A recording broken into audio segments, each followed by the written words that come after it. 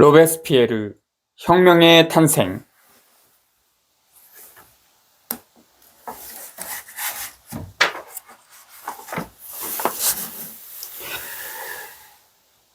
메시도르 7일 6월 25일에서 11일까지 며칠간 로베스피에르는 격렬한 언쟁을 통해 거의 홀로, 고통은 자주 아프고 생지스트는 군대 파견 중이고 생탕트레와 프리웨르 드라마르는 지방에 파견 중이었다. 공안위원회의 동료들과 대립했다. 처음에 로베스피에르에 대항한 투쟁을 주도한 사람은 비오바렌이었다. 브레리알 24일 6월 10일 그는 여전히 로베스피에르 편에서 프레리알 20일 법을 옹호했다. 그러나 보안위원회와의 친분 때문에 반대파와의 협력을 결심했다. 그가 완전히 반대파로 넘어간 것은 로베스피에르가 사기 행위로 고발된 앵디비지빌리테 구 전 플라스구아얄구 혁명위원회 위원들의 체포를 결정한 후였다. 생제스트가 없는 동안 경찰 총국을 책임지고 있던 로베스피에르는 그들이 유죄라고 결론졌다. 그러나 비오바레는 그것을 마지막 코르들리의 바에 대한 공격이라고 보고 메시도르 7일 6월 25일 공안위원회에서 사건을 논의할 때 격렬하게 분노했다. 테르미도르 9일에도 여전히 그 사건은 그가 독재자를 공격하는 주요한 이유가 된다.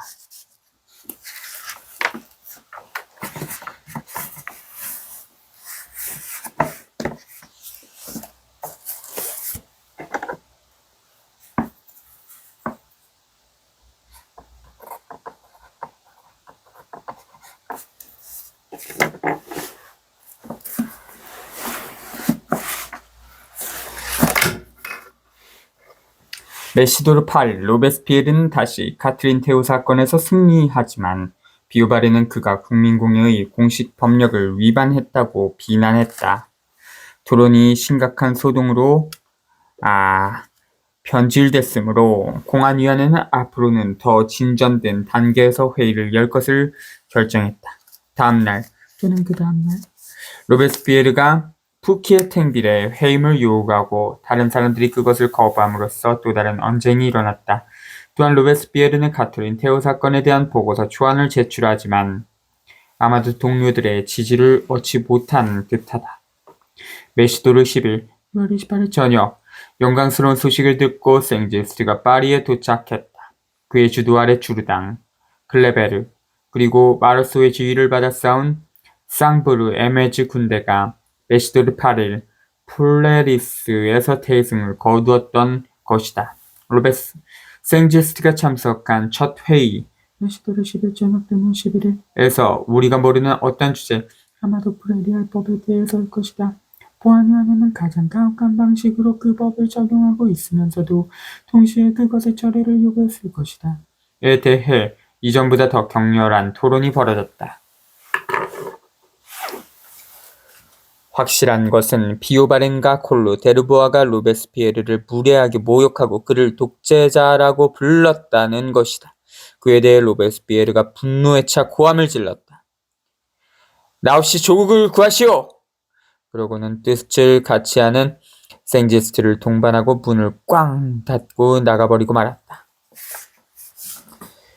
내가 마지막으로 군대에서 돌아왔을 때 몇몇 사람들의 얼굴은 더 이상 볼 수가 없었다라고 생제스트는 테르미도르 9일 사람들의 방해로 낭독할 수 없게 된 연설문에 적었다.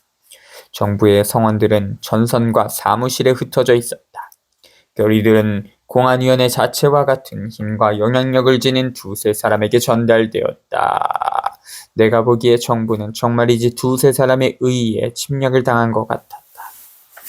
생제스트가 여기서는 거명하지 않지만 다른 부분에서 공격하는 사람들은 비오바렌, 콜로, 그리고 카르노였다. 나아가 그는 그들이 플레리스 전투 직전 주르당에게 병사 18,000명을 분리해 피슈그리에게 파견하도록 명령함으로써 전투를 패배로 몰아넣을 뻔했다고 비난했다. 다행히도 생제스트는 그 명령에 단호히 반대했다. 생제스트의 증언은 중요하다. 그 역시 공안위원회 안에서 3주 만에 일어난 변화 때문에 타격을 입었지만 그가 생각하기에 공격적이고 독재적인 것은 로베스피에르의 적들이었다. 로베스피에르는 더 이상 공안위원회에 발을 들이지 않았다. 그가 동료들로부터 독재자 취급을 당하는 것과 거의 동시에 예리한 무기들로 무장하고 디플레의 집에 침입했던 특권층 루비에르가 체포되어 신문을 받았다. 로베스피에르는 비오바렌과 콜로의 부당한 공격을 더 이상 견딜 수 없었다. 그는 자신에게 저항하는 새로운 반대파의 중심인물로 생각되는 사람들과 더 이상 협력할 수 없었다. 메시도르 13일 7월 1일 마침내 그는 자코벤 클럽으로가 심경을 토로했다. 자유가 침해된 데에 대해 보복하고 자유를 공고히 하고자 하는 어느 애국파가 비방을 받아 끊임없이 활동을 중단하곤 하는 것을 여러분은 아마도 이미 알고 있을 것입니다. 그 중상은 민중들에게 그를 두렵고 위험한 인물로 보이게 합니다. 어떤 사람들은 혁명재판소와 그 조직에 관한 국민공회의 법령을 비방할 만큼 자신이 강하다고 믿고 있습니다. 어떤 사람들은 심지어 그것의 정당성을 부인하기까지 합니다. 어떤 사람들은 감히 혁명재판소는 오직 국민공회를 학살하기 위해 조직되었을 뿐이라고 국민공회에서 주장하기까지 합니다. 불행하게도 이러한 생각은 너무도 확고합니다. 런던에서 사람들은 내가 독재자라고 프랑스 군대에 고발합니다. 같은 비방이 파리에서 되풀이됐습니다. 그것이 어디인지를 말씀드린다면 여러분은 전율할 겁니다. 런던에서는 나를 신사들의 살인자로 묘사합니다. 파리에서는 혁명재판소를 조직한 것은 바로 나이고 그것은 애국파와 국민공회 의원들을 학살하기 위한 것이라고들 합니다. 나는 독재자이자 국민의 대표들을 억압하는 자로 묘사됩니다. 내가 맡고 있는 직무들 중 일부를 포기하도록 강요받는다고 해도 민중의 대표라는 자격은 여전히 나에게 남아있을 것입니다. 그리고 나는 전제 군주들과 음모가들에 대항해 목숨을 건 전쟁을 벌일 것입니다. 목숨을 건 이 전쟁의 순간을 기다리면서 로베스피에르는 천막으로 퇴각한 아킬레우스처럼 국민공회에도 공안위원회에도 더 이상 나타나지 않았다. 이 퇴각에서 날카로운 신경과 육체적 피로 그리고 분노를 참작해야 한다. 로베스피에르가 한 달 전부터 유감스러운 행동을 하고 실언을 했을 수도 있지만 그는 결코 개인적 독재를 열망하지 않았다. 따라서 공안위원회의 마지막 회합이 그에게 야기했을 동요를 쉽게 상상할 수 있다. 그러나 그는 또한 자신의 부재가 막대한 여파를 미치지 않을 수 없음을 고려했음에 틀림없다. 그의 부재는 그가 자신의 견해를 명료하게 드러낼 기회이자 국민공회로부터 다음의 약속, 즉 몇몇 부패한 의원들을 추방하고 보안위원회로 하여금 그와 보조를 맞추게 하고 필요하다면 공안위원회를 부분적으로 쇄신한다는 약속을 얻어낼 기회이기도 했다.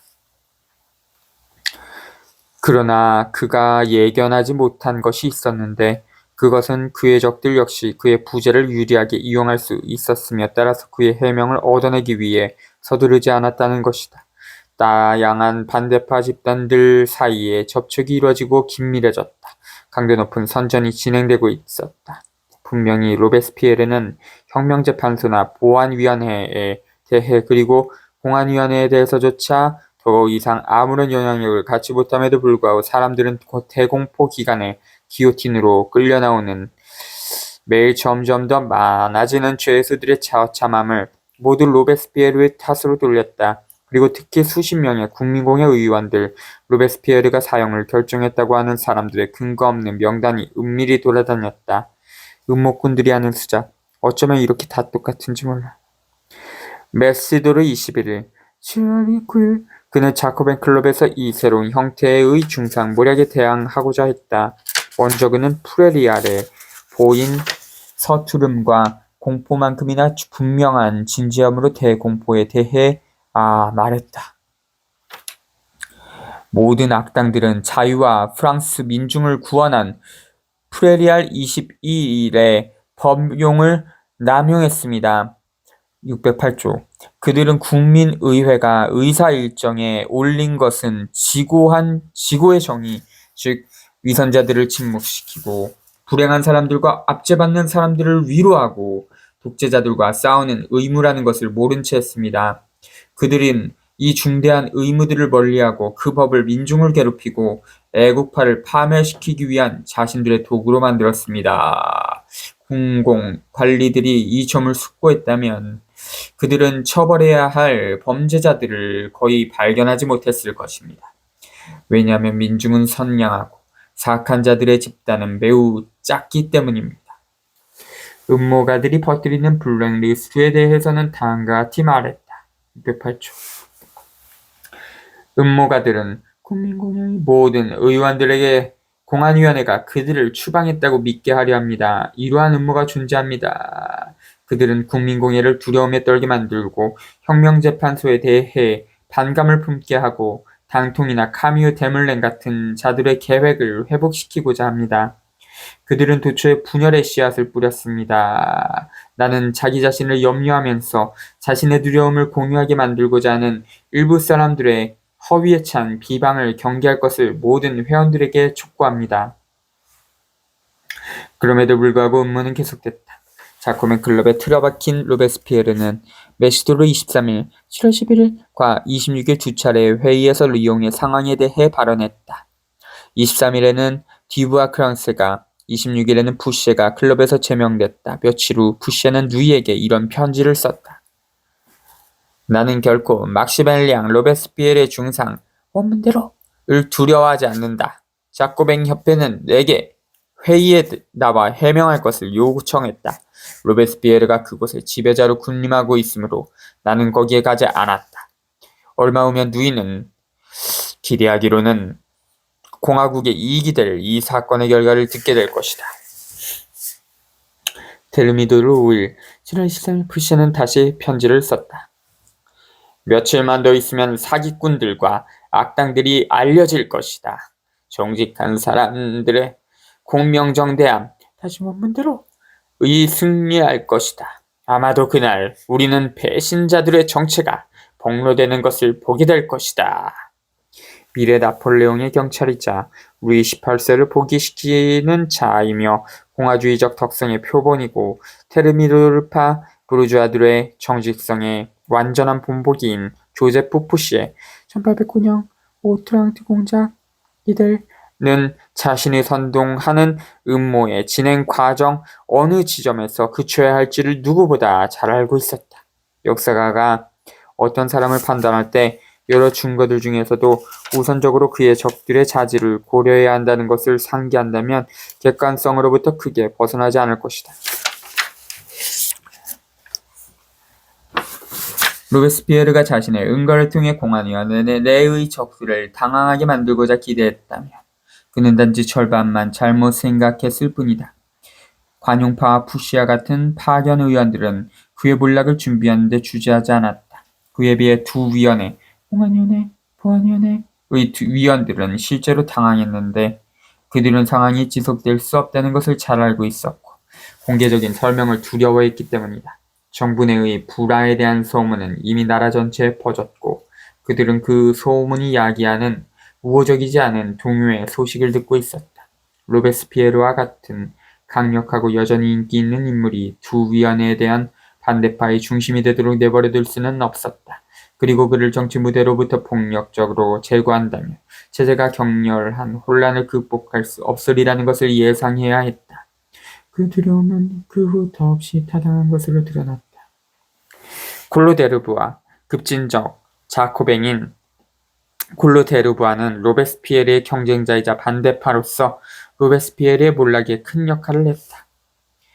그에 따라 메시도르 말 테르미도르 초 공안위원회와 보안위원회의 반 로베스피에르파는 타협을 성사시키는 데 몰두했다. 가장 적극적인 주동자는 비오바렌, 콜로, 카르노와 마찬가지로 위기를 모면한 파레르였던 것으로 보인다. 타협을 위해 노력하는 과정에서 파레르는 생지스트에게 접근했는데 생지스트는 메시도르 11일 6월 29일 627쪽의 충돌 이후 공안위원회로 돌아왔고 대공포의 무분별한 진행에 끊임없이 반대하면서 동료들에게 그 문제에 대해 숙고할 것을 조언하고 있었다. 그들은 이후 다음과 같이 말했다. 우리가 공익이 처한 불행한 상황을 묘사하고 있을 때 생제스가 우리의 말을 가로막았다. 그는 이러한 위험을 믿을 수 없다며 놀라는 척하면서 자기 생각에는 모든 사람들의 마음이 닫혀 있다는 것 같다고 불평했다. 그는 자신이 아무것도 모르고 있었고 모든 재판마다 즉석에서 벼락을 내리는 이 신속한 방식을 납득할 수 없다고 말했다. 그리고 그는 더 공정한 사고와 더 현명한 조치들로 돌아오라고 공화국의 이름으로 우리에게 요청했다. 파레르의 신중함과 생제스트의 현명함, 또 다른 요인들이 같은 방향으로 작용했다. 반용파는 선전을 강화하면서 공개적으로 국내 반혁명의 선전을 지지했다. 여기저기서 1793년 헌법 시행에 대해 애두르는 요구들이 나타났는데 그것은 상키스트를 혁명정부에 대립시키는 탁월한 전술이었다. 그리고 매 시도를 말해 계속된 수많은 승리의 소식이 들려올 때마다 부자들은 공공장소에서 우회의 연회를 열고 상키스트들과 친밀하게 술잔을 부딪히고 평화, 긴장 완화, 사업의 재개, 공포정치의 종결을 위해 마시자고 촉구했다. 메시도르 28일 7월 16일 로베스피에르는 자코벤 클럽에서 파레르는 국민공회에서 동시에 그러한 술책의 교활한 성격을 비난했다. 정부와 코민은 신속하게 연회들을 금지했다. 사회경제적 상황의 지속적인 악화를 막는 것은 더 어려운 일이었다. 정치가들이 분열되어 있는 동안 사람들은 여전히 생계를 꾸리고 여전히 어렵게 살아가고 있었기 때문이다. 실제로 체르미 날 1794년 3월 21일부터 4월 19일 이래 공안위원회의 정책에서 식료품의 최고가격제 정책은 식료품의 생산, 징발, 분배의 문제에 직면해 부차적인 차원으로 떨어졌다. 농산물과 공산품의 1차 생필품 분야에서 공안위원회는 독점이나 통제를 통해 실제로 국민 생산의 거의 전부를 장악하고 있었다. 수학 직전인 메시도르 8일 6월 26일 공안위원회는 곡물과 사료 전체를 재고조사나 징발을 통해 공안위원회 지배하에 두는 법령을 가결하였다. 그러나 공안위원회는 사실상 군사적 필요를 충족시키기 위해서만 자신의 권력을 사용했다. 물론 그 필요가 가장 불가피하기 때문이었지만 또한 국가 전반의 계획하에 없이는 민간의 필요를 위한 지속 가능한 통제 경제를 조직할 수 없고 공안위원회가 그 계획을 실행하기엔 모든 요소들이 크게 부족하기 때문이기도 했다. 예를 들어 충분한 사업 집중에 부재가 통제 경제의 조직을 방해하는 것처럼 믿을 만한 통계 자료의 부재는 공안위원회로 하여금 주저하지 않을 수 없게 만들었다. 1793년 9월 29일 법 1차 생필품과 급료에 대한 전반적인 최고가격제를 확립하는 법령 이후 최고가격제 정책은 급료의 최고가격 결정을 그 보합물로 포함하고 있었다. 상품의 최고가격제가 실패로 들어간 후 오산자 노동자들은 급료의 최고가격제를 참을 수 없게 되었다. 공안위원회가 이 실패를 체념함에 따라 노동자들의 항의는 더 격렬해졌다. 가장 극심한 요소는 군수품 제조 노동자들 사이에서 일어났다. 노동의 집중에 의해 노동자 프롤레타리아의 폐하가 형성되는 곳이 실제로 그곳이고 반혁명의 정치적 음모가 생산을 교란시킴으로써 가장 큰 이익을 얻는 것도 아마 그곳일 것이다. 그러나 특히 수확이 가까움에 따라 날품팔이 농업 노동자들 사이에서도 요구사항들이 늘어났다. 18.